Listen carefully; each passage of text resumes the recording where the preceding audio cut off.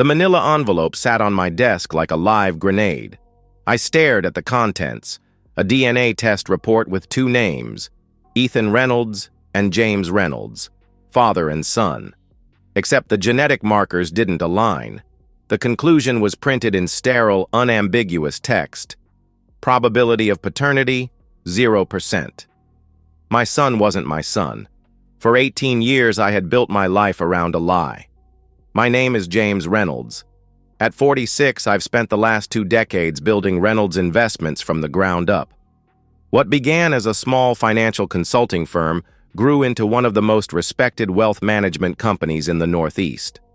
I've never been the type to boast, but I've earned everything I have through discipline, strategy, and unwavering loyalty. Loyalty. That was always my defining trait, according to those who knew me best. My father instilled it in me from childhood. Stand by your family, honor your word, protect what's yours. When he passed away 10 years ago, those principles became my North Star. I met Lisa during my second year of business school. She was studying art history. Brilliant, beautiful, with a smile that lit up any room. We married within 18 months. When Ethan was born, I held him in my arms and made a silent vow that he would have everything I never did: stability, opportunity, and a father who was always present. Our life looked perfect from the outside. The sprawling colonial in Greenwich, Connecticut, Ethan excelling at Phillips Academy, Lisa chairing charity galas and managing her small but exclusive art consultancy, me growing the family business, securing our future. My younger brother Mark joined the company 5 years after I founded it. He had bounced between sales jobs, always just shy of success. When he called me, desperate and drowning in debt, I didn't hesitate. Blood is blood. I cleared his debts, created a position for him, mentored him into becoming a competent investment advisor. He lived in our guest house for 3 years until he got back on his feet. Lisa and Mark always got along well. Too well, I see now. They shared interests I didn't. Modern art, indie films, jazz clubs in the city. I was too busy building security for all of us to notice how their inside jokes evolved, how their casual touches lingered. The signs were there. The late-night work calls Lisa took in our garden. The weekend gallery exhibitions that ran mysteriously long. Mark's sudden interest in Ethan's school events when I was traveling for business. Still, I trusted, because that's what family does. The first crack appeared 5 years ago. I came home early from a conference in Chicago to surprise Lisa for our anniversary. Instead, I found wine glasses on the patio, 2 of them, and Lisa's earring beside the couch cushion that had clearly been moved. When confronted, she laughed it off. She'd had her art group over, lost track of time cleaning up. Then came the password changes on her phone, the unexplained weekend retreats, the credit card charges at hotels just an hour from our home. Mark changed too. He began challenging my business decisions, pushing for riskier investments, suggesting we leverage more of the company's assets. When I held firm, he'd mutter about my outdated thinking. At family dinners, he'd make subtle comments about how Ethan had his mother's spirit or artistic genes like Lisa's family. Last Christmas, I overheard them in the kitchen. Lisa was laughing softly, and Mark whispered something about when the time comes. They fell silent when I entered.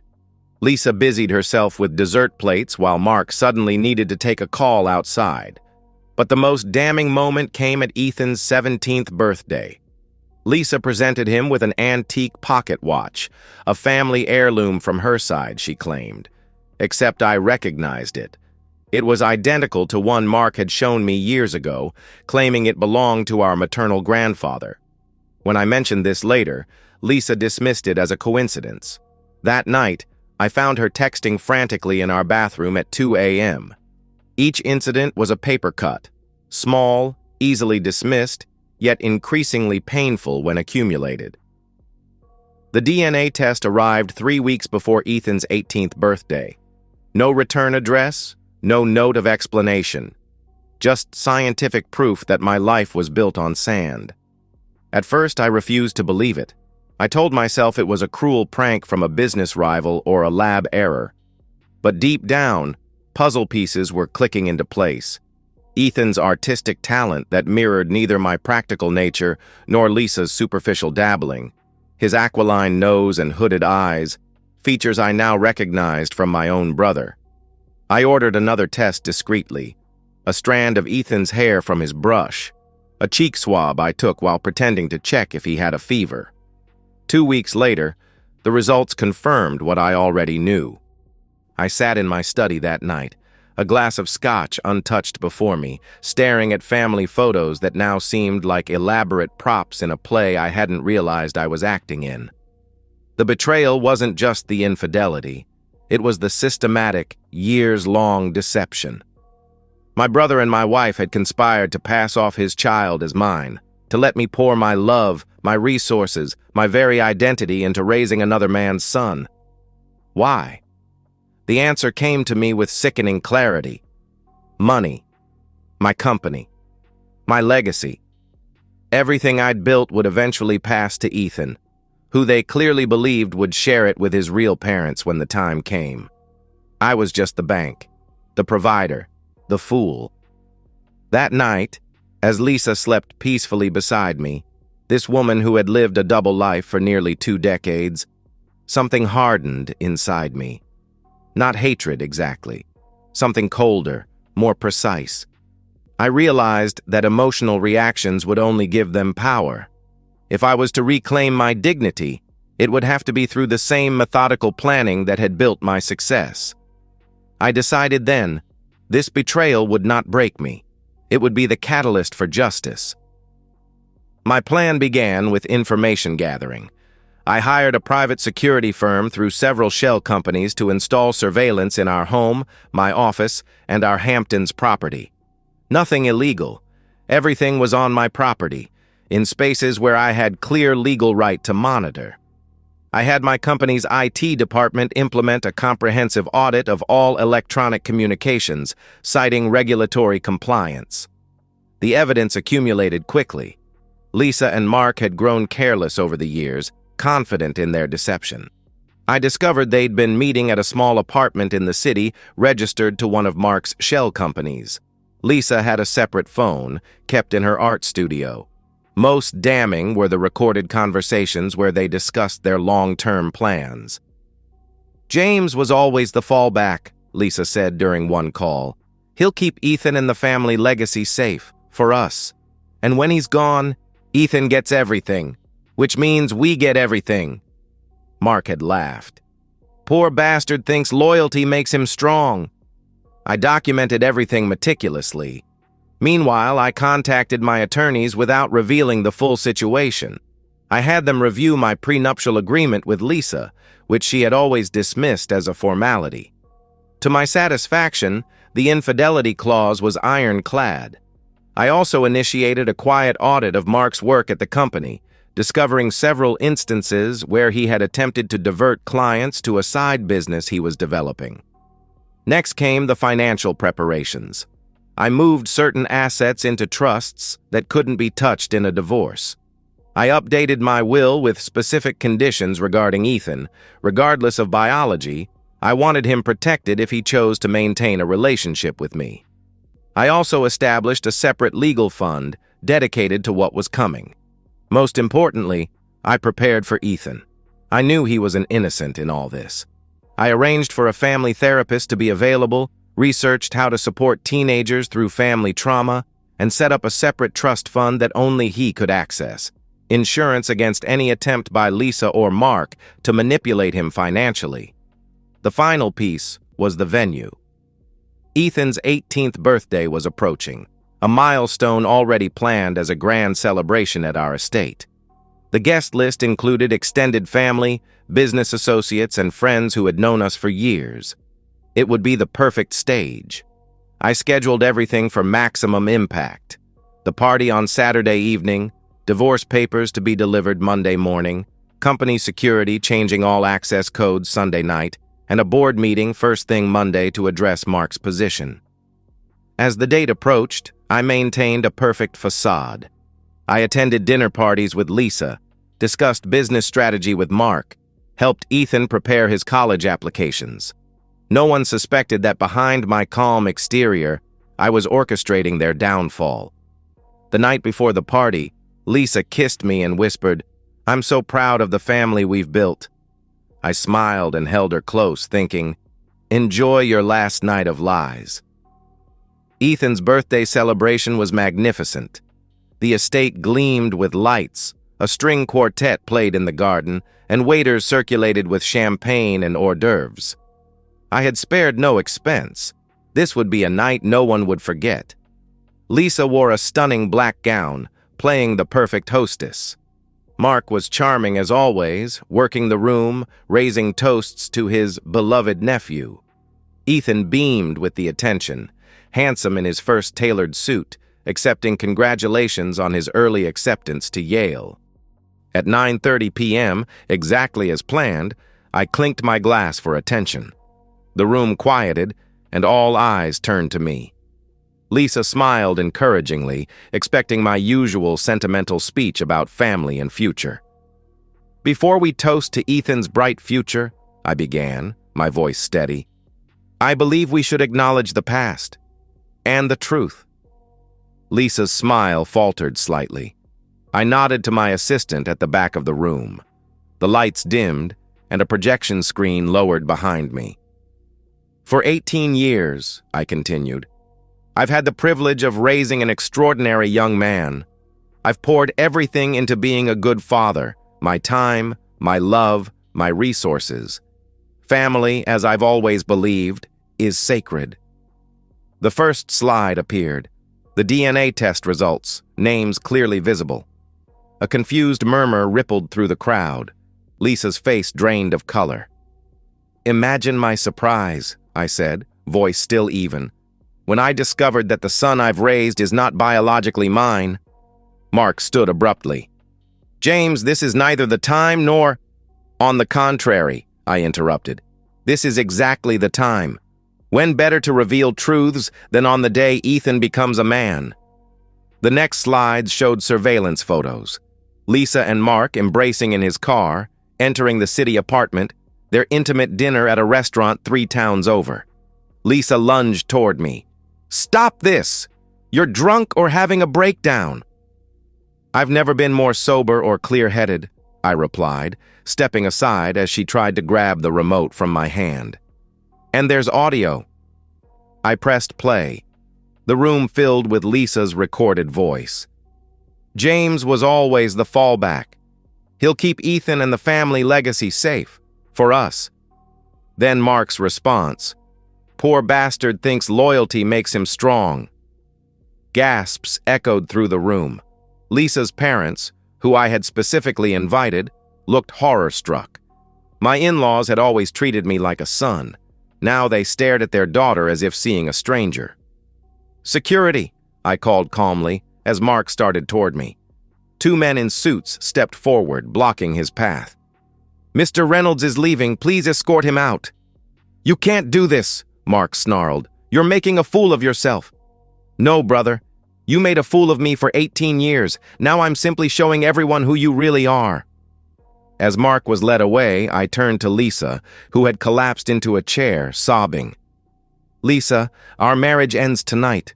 The prenuptial agreement you dismissed as mere formality has very specific clauses regarding infidelity and fraud. You'll be hearing from my attorneys on Monday. You have until noon tomorrow to remove your personal belongings from our home." She looked up, mascara streaming down her face. "What about Ethan?"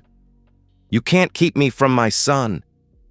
"Ethan is 18 as of today," I replied, "an adult capable of making his own decisions." I turned to face our son, who stood frozen, his face a mask of shock and confusion. "Son, I'm sorry you had to learn the truth this way, but I couldn't let you build your life on lies, as I did. Whatever you decide, whoever you want in your life going forward, I'll respect your choice." The room had fallen completely silent. Ethan looked between his mother and me, then to the door where Mark had been escorted out. His hands were shaking. "Did you know?" he asked Lisa, his voice cracking. "All this time, did you know Dad wasn't... that he..." He couldn't finish. Lisa reached for him. "Ethan, it's complicated. We can explain everything if..." "Did you know?" His face hardened in a way I'd never seen before. When she didn't answer, he had his answer. Ethan walked past her without another word and stood before me. For a moment, I thought he might strike me for the public revelation. Instead, he embraced me tightly. "You're my dad," he said, voice muffled against my shoulder. "You've always been my dad." It was the only moment of the night when my composure nearly broke. I addressed the stunned guests. "I apologize for turning a celebration into this. Please know you were invited tonight not as an audience to humiliation, but as witnesses to truth. There will be no more lies in this family." As people began to leave, murmuring in shocked clusters, I added one final announcement. "Lisa's parents, please stay. There are some financial matters regarding your daughter's future that you should be aware of. Everyone else, thank you for coming." The fallout was immediate and devastating, exactly as I had planned. The weeks following Ethan's birthday unfolded exactly according to my design. Lisa was served divorce papers first thing Monday morning. When her attorney reviewed our prenuptial agreement, he advised her to settle quickly. The infidelity clause, combined with the overwhelming evidence, meant she would receive nothing beyond a small settlement I offered out of practicality rather than mercy. She moved out that same day, taking only clothing and personal items. The prenup specified that jewelry and art acquired during the marriage remained with the primary property holder, me. Her Mercedes was repossessed. It was registered to my company. Her credit cards were canceled. Her name was removed from our club memberships, charity boards, and social registries. Within a month, Lisa was living in a one-bedroom apartment 2 towns over, working as a hostess at an upscale restaurant under her middle name, Marie. When mutual acquaintances reported seeing her, they described a woman aged beyond her years, wearing department store clothes, her once perfect manicure now chipped and neglected. She tried calling Ethan daily at first. He blocked her number after the 3rd week. When she showed up at his school, he walked past her without acknowledgement. The one letter he wrote her, which he showed me before sending, was brief. "I don't hate you. I just don't know you. Maybe someday, but not now." Mark fared even worse. The board meeting I called revealed his attempted client poaching and several regulatory shortcuts he'd taken. He was removed from the company immediately, his access revoked, his office cleared while he sat in the conference room, surrounded by security. The buyout clause in our partnership agreement allowed the company to repurchase his shares at a significant discount given the circumstances of his departure. The money wasn't insignificant, but it was a fraction of what his position had been worth. Moreover, I made sure word spread through our industry about his ethical breaches, not through gossip, but through factual disclosure where legally required. Mark's apartment in the city was mortgaged to the hilt. His attempt to secure loans was hampered by the sudden downturn in his credit rating. The debts I had previously cleared for him resurfaced through some creative financial archaeology by my team. By Christmas, he was living in a studio apartment above a laundromat in Newark, working as a commission-only insurance salesman. He tried approaching Ethan only once, at a coffee shop near campus. My son, and yes, despite biology, Ethan remains my son, recorded the entire conversation on his phone and shared it with me later. "You can't just erase 18 years, Mark had pleaded. "I'm not erasing anything," Ethan replied coldly. "I'm just seeing them clearly now." As for Ethan and me, we entered therapy together. The initial weeks were raw and painful. He had questions I couldn't always answer, about when his mother and Mark's relationship began, about whether there had ever been genuine love in our household. I told him the truth. I had loved him from the moment he was born, and I had loved Lisa completely for many years. The deception didn't invalidate the genuine moments we had shared as a family. By spring, Ethan had legally changed his middle name from Mark, a detail I had never questioned, to James. He asked if he could intern at the company during summer break, not out of obligation, he insisted, but because he wanted to understand the world I had built. As for me, I experienced a kind of rebirth. The weight of unspoken suspicions had been lifted. I dated occasionally, though without serious intent. I expanded the business into new markets. I traveled with Ethan during his school breaks, showing him places I'd always wanted to share with him: Rome, Tokyo, the Galapagos. Most importantly, I slept peacefully for the first time in years. Lisa tried contacting me only once after the divorce was finalized. She left a voicemail, her voice small and defeated. "I know you'll never forgive me, James. But please know it didn't start out as a plan. I did love you. It just... Mark and we connected in a way. I'm sorry. That's all. I'm just sorry." I deleted the message without responding. There was nothing left to say. The final piece of my revenge came on the anniversary of the revelation. I established the Reynolds Integrity Scholarship at Ethan's University, a fund dedicated to supporting students who had overcome family betrayal or abandonment. The press release mentioned no names beyond my own as the donor, but everyone in our circle understood the message. Lisa and Mark's betrayal had been meant to diminish me, to reduce me to a stepping stone for their ambitions. Instead, it had distilled me to my essence, a man defined not by naive trust, but by calculated loyalty, given only to those who truly deserve it. I rebuilt my life not around blind faith in blood ties, but around earned trust and verified honor. Ethan and I forged a relationship stronger than biology, one built on transparency and chosen commitment. The world believed I had lost everything.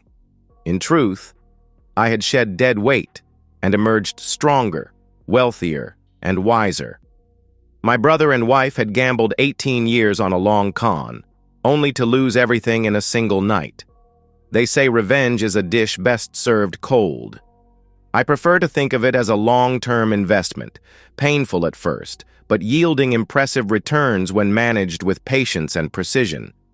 In business and in life, the most devastating response to betrayal isn't emotional outburst, it's calculated justice. And justice, unlike loyalty, is something I never give away for free. And that's the end of today's story. If you enjoyed it, please give this video a thumbs up and drop a comment below. Your support helps the algorithm push my content further. If you're new to the channel, don't forget to hit that subscribe button. It really helps me keep creating more stories for you. Thanks for watching, and I'll see you in the next one.